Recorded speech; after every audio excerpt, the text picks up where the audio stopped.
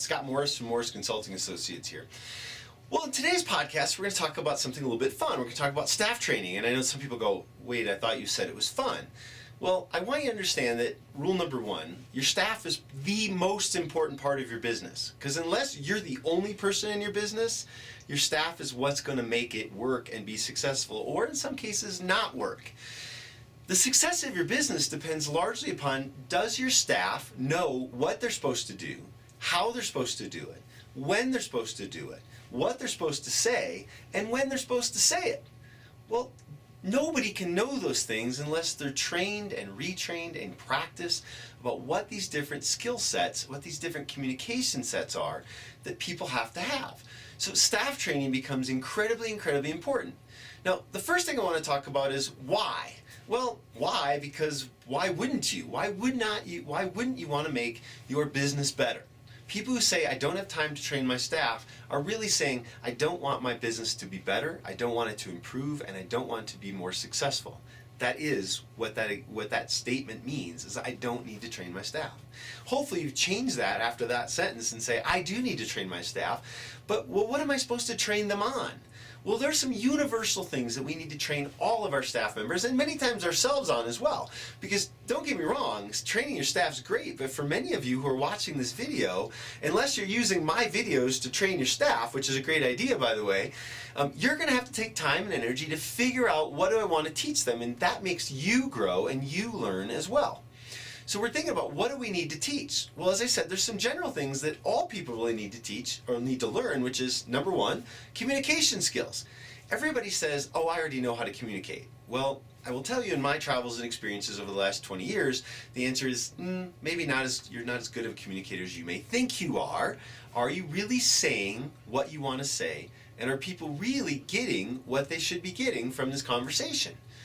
Second thing you're going to train on is sales. And some people say, well, I don't really do sales. Well, the reality is we all do sales. We're selling ourselves every day, all the time to everybody. In fact, I always think some of the best salespeople in the world are little kids because they can't talk or can't say exactly what they want to say, but they get the message across about what they really want. Sales skills are something you're not born with, you learn. You can train the skill sets. And we have a whole series on sales training you should watch in our podcast library that shows how do you get better on this? How do you do this better? Now, of course, you're also going to train on very job-specific procedures and tasks, things that you know that every one of your staff members need to be able to do. If it's how to answer the phone, or how to do a certain diagnostic test, or how to do how to fit somebody, or how to sell something. You know, everybody has these job-specific procedures, and it only requires a little bit of work and or a written down procedure guide, and we have a procedure guide you can download as well, that says this is how you do it, this is what you say, this is when you say it, and this is how you say it. Last but not least, I think is always an important general thing to learn is personality profiles. Is how do you learn what the person you're dealing with is like? How do you learn what's important to them? And granted, that's part of communication, but it's also part of understanding people's personalities. Now, you can also download from us a 52-week training guide or 52 training ideas of something you can do every single week in staff training. Now, some people then say, which we get to part number 3, our first was why, our second's what, our third is when, meaning that, well, when do you train them? Well, the answer is all the time. Some people say, well, I want to set aside an hour once a day or once a week or once a month, and I think that's a great way to do it, if you have a very formalized training program. But also understand that you're really training every minute that you're in your business. People around you are looking and watching, seeing what you do and how you handle certain situations. That's how they learn what to say and when to say it and who they say it to. So training is something that happens all the time. We're a big fan of the 5-minute meeting. We say, hey, everybody, come here, we're going to show you something. In fact, that's the whole reason we built these podcast series where people could say, I'm going to take 5 minutes and I'm going to learn something new today. So that's why we have 200 or 300 different podcasts that you can watch, so everybody can learn something new at any given time. Last but not least is how to train. And some people say, I understand the first 3, Scott, but I don't understand how do I actually do it? Well, that's the cool thing about training. There is no one perfect way. People learn in different ways. So you have to teach in different ways. Sometimes you're going to simulate job situations, do a little role play, like a real life, and say, a person comes in and says this. So, Tori, what are you going to say in return?